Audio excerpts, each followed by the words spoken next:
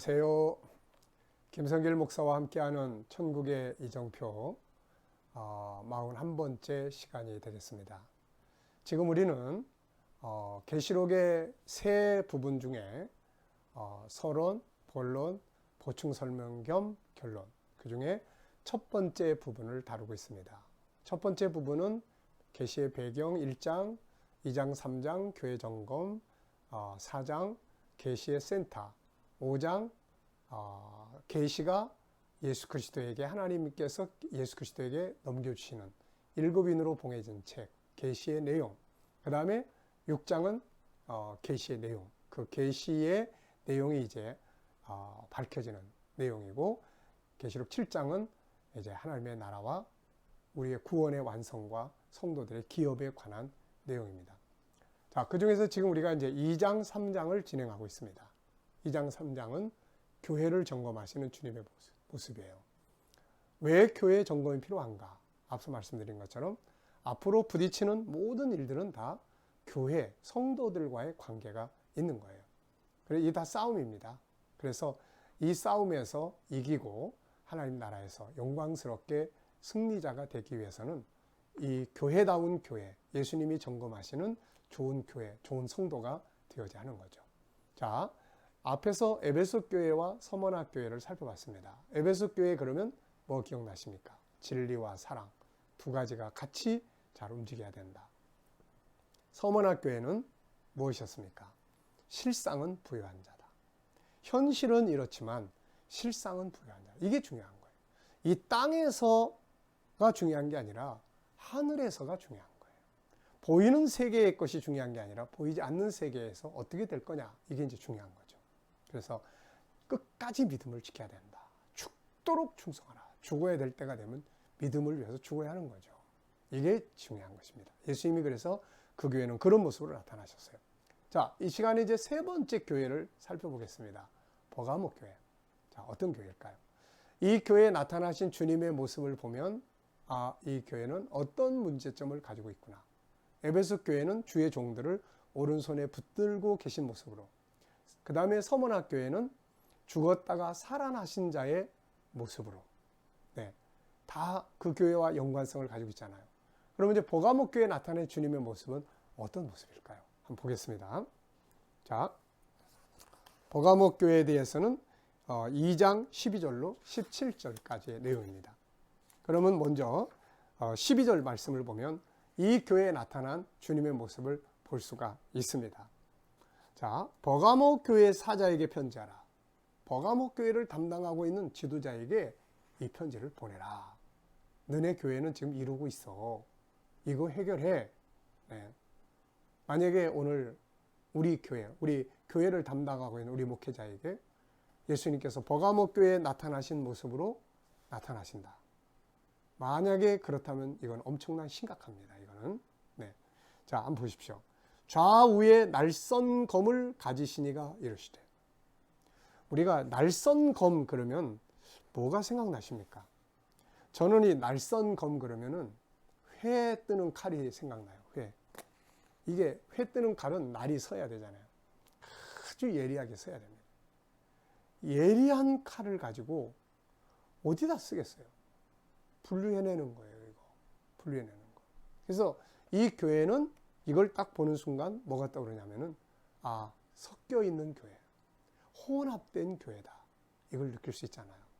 그리고 이제 한번 그 뒤를 보겠습니다. 자, 뭐 그 교회의 상황을 보면은 이 교회도 훌륭한 점이 있어요. 항상 주님은 먼저 그 교회의 좋은 점을 찾아주세요. 잘하는 점, 멋진 점. 이것 때문에 너네 교회는 소중한 거야. 이것 때문에 너는 소중한 거야. 이것 때문에 너는 귀한 거야. 이것 때문에 너는 정말 대단한 거야. 이것 때문에 네가 살 수가 있어. 좋은 점을 먼저 찾아줘요. 우리 대화법에서도 항상 이렇게 하셔야 돼요. 항상 먼저 고마운 점, 좋은 점 찾아서 이야기해주고. 그런데 참 고마운데 이런 점을 볼 땐 내 마음이 아파. 이런 점을 부딪힐 땐 내가 참 힘들어. 이거 좀 도와줄 수 없을까? 이렇게 대화를 하면 좋은 대화가 될 수 있는 거죠. 처음부터 너는 왜 맨날 그 모양이야? 너는 틀렸어. 이거 뜯어 고치지 못해? 막 이러면은 이제 서로 적이 되는 거예요. 이제 원수가 되는 거예요. 예수님이 좋은 모델 보이셨잖아요. 이렇게 컨설팅 할 때, 대화하실 때, 야, 너네는 이런 점은 참 훌륭해. 이 점 때문에 내가 너희를 사랑해. 근데 말이야, 이런 점은 좀 고치면 좋겠어. 이게 나와 너희 사이를 자꾸 흐트러뜨려. 너희 좋은 이것이 무너지는 거야. 네. 자, 보겠습니다. 13절. 네가 어디에 사는지를 내가 아노니 거긴 사탄의 권자가 있는데라. 내가 내 이름을 굳게 잡아서 내 충성된 증인 안디바가 너희 가운데 곧 사탄이 사는 곳에서 죽임을 당할 때에도 나를 믿는 믿음을 저버리지 아니했다. 참 멋지지 않습니까? 순교자가 있는 교회예요. 힘들고 어려울 때 배신하지 않고 믿음 저버리지 않고 참 끝까지 믿음을 지켰던 이런 순교자가 있는 교회예요. 이게 이 교회의 자부심이고 이 교회를 주님 사랑하신 이유야, 이게. 근데 이걸 끝까지 지켜가면 얼마나 좋겠어요. 네. 저도 이제 제가 우리 교회를 개척을 해서 시작해서 목회한 지가 이제 38년째를 보내고 있습니다. 이 교회는 세워진 이유가 분명하거든요.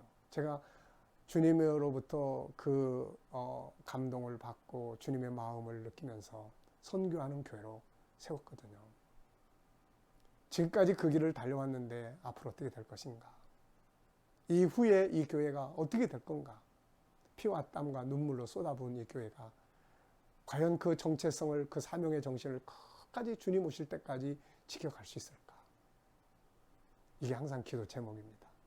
자, 여러분, 앞서 말씀드린 것처럼 서문학교회가 말씀하신 것처럼 나는 처음과 마지막이다. 시작과 끝. 우리가 세상에서 그렇게 크게 위대한 일 많이 못해도 처음 출발할 때 그 주님 사랑하던 그 자세와 순수했던 그 모습이 마지막 끝날 때 딱 만난다면 성공하는 사람이에요. 네. 자, 그런데 이제 이 교회의 단점, 교회를 무너지게 하는 문제점이 발생을 했어요. 이건 고쳐야 돼요. 이거 가지고 있으면 적그리스도가 등장해도 패배하게 돼 있고 주님이 오실 때도 주님 앞에 설 수 없습니다. 부끄러움 당하니까요. 내용이 뭔지 한번 보십시오. 14절 15절. 그러나 내게 두어 가지 책망할 것이 있다. 문제점이 있는 거예요. 뭡니까? 내게 발람의 교훈을 지키는 자들이 있도다. 발람이 발락을 가르쳐 이스라엘 자손 앞에 걸림돌을 놓아 우상의 제물을 먹게 하였고 행음하게 하였느니라. 민수기 22장부터 쭉 보면 25장에 와서 이스라엘이 가나안 땅을 향해서 갈 때 이 지역을 거쳐갈 때 이 지역의 왕인 발락이 이 우상의 제사장이었던 발람에게 꿰어가지고 발람에게 예물을 많이 주고 저 백성을 좀 저주해 달라. 그래서 하나님 자꾸 막으셨잖아요. 그랬더니 이 발람이 꾀를 냈어요. 스스로 망하게 하는 방법이 있다. 그게 뭐냐? 40년 동안 만나만 먹고 살았으니까 맛있는 이 땅의 음식을 준비를 해보자. 그리고 아름다운 여인들을 준비하자. 그리고 술을 취하게 만들고 음행하게 하자. 우상을 숭배하게 하자. 그러면 우리가 저주 안 해도 스스로 망한다. 그 작전이 성공했잖아요. 민수기 25장의 사건입니다. 세속화죠. 음행, 우상 숭배, 방탕, 타락. 그리고 니골라당, 에베소 교인들이 미워했던 니골라당, 세속주의, 물질주의, 먹고 마시고 즐기고. 교회가 복음 정신, 순교 정신은 다 어디로 사라져버리고 세속화돼서 이게 물질 문명에서 주의해야 될, 싸워야 될 싸움이에요. 서머나 교회 같이 환난과 핍박이 있을 때는 환난과 핍박을 싸워야 되지만 풍요로울 때 물질 문명 속에서는 이 물질 문명이 이게 축복으로만 받아들일 게 아니라 이게 싸움의 대상이에요. 이거를 하나님 나라와 복음을 위해서 물질 문명을 바르게 사용하면 유익한 도구지만 그렇지 않다면 이건 우리를 망하게 하는 길로 가게 하는 그런 도구가 되어버립니다. 솔로몬이 그렇게 되어버렸잖아요. 그래서 세속화, 섞여버린 교회예요. 그래서 예수님께서 예리한 칼을 들고 나타나신 거예요. 너희가 이것을 구분해내지 않으면 내가 구분해낼 거다. 그래서 그 뒤에 말씀이 이제 16절에 보면 그러므로 회개하라. 돌이키라는 거예요. 어디서 어디로? 지금 이 발람의 꾀를 쫓아가는 이 세속주의에서 순교자, 안디바의 순교자의 정신, 그리로 순수한 복음 정신으로 돌아가라는 거죠. 오늘날 교회와 내부 시설은 얼마나 화려합니까? 성도들이 살아가는 삶의 현장은 얼마나 호화롭고 아름답습니까? 자동차, 집, 어떤 전자 시스템. 그런데 내면의 세계 속에 복음의 순수성 사라지고 적당주의에 빠지고 술 취하고 방탕하고 심지어는 목회자들이 술 취하고 방탕하고 성도들이 그런 길을 뒤쫓아가고 주님이 보실 때 이렇게 칼 들고 나타나시는 거죠. 만약에 돌이키지 않으면 내가 속히 가서 내 입의 검으로 그들과 싸우겠다. 주님이 이 검으로 내가 싸우겠다는 거예요. 내가 갈라내겠다는 거예요. 얼마나 무서운 말씀입니까? 예수님과 싸워서 이길 자가 누가 있겠어요? 네. 그러면서 주님은 이 교회의 장점을 살려서 꼭 이기는 자가 되라고 당부하세요. 2장 17절. 이기는 그에게는 내가 감췄던 만나를 주고 흰 돌을 줄 터인데 그 돌 위에 새 이름을 기록한 것이 있나니 받는 자 밖엔 그림을 알 사람이 없느니라. 숨겨진 만나를 주겠다. 버가모라든지 두아디라라든지 그 지역을 이렇게 가서 보면 이런 이야기들이 있어요. 상업회, 상인회죠. 상업들이 많이 발전한 지역들이니까 그런 조합에 가입을 하면 어쩔 수 없이 우상 앞에 가서 절하고 우상 신전에 가면 대부분의 창녀들이 거의 다 신전에서 신을 섬기는 신녀들이에요. 그러다 보니까 술 취하면 음행하게 되고 거기서 빠져나오자니 먹고 살 길이 막히게 되고 그래서 어쩔 수 없이 끌려가는 경우도 많다는 거죠. 그래서 예수님께서 너희들 힘으로 할 수 없으면 광야에서 이스라엘 백성들 먹여 살렸던 그 숨겨진 만나라도 너희들에게 내가 주겠다. 이걸 단순히 막 영적으로만 해석할 일이 아니라 현실적인 것. 믿음을 지키기 위해서 정말로 그런 조합 다 탈퇴하고 우상 숭배 난 안 한다. 난 이런 죄 짓는 회에 난 들어가지 않는다. 그리고 나와서 살아간다면 하나님께서 먹여 살리겠다는 거죠. 그리고 흰 돌, 내 이름을 여기에 흰 돌을 주겠다. 이거는 예수님이에요. 흰 돌은. 내가 너희 편에 서겠다는 거죠. 너희가 나를 선택하면 내가 너희 편에 서겠다는 겁니다. 여러분, 먹고 살기 위해서 혹은 즐기기 위해서 세속화되면서 믿음의 정체성을 잃어버리고 있다면 이것은 나도 모르게 죽어가는 현장이에요. 오늘 버가모교회를 기억하면서 우리 모두에게는 다 지난날의 순수함이 있습니다. 순교적인 그런 자세가 있어요. 충성스러운 자세들이 다 남아 있습니다. 이거를 다시 회복할 수 있는, 그를 회복해가는 교회 운동, 성도들의 삶이 되어야 할 줄 믿습니다. 그리고 이기는 자가 되면 주님이 보장하시는 거예요. 우리가 이런 믿음으로 승리할 수 있기 바랍니다. 오늘 말씀 여기서 마치겠습니다. 감사합니다.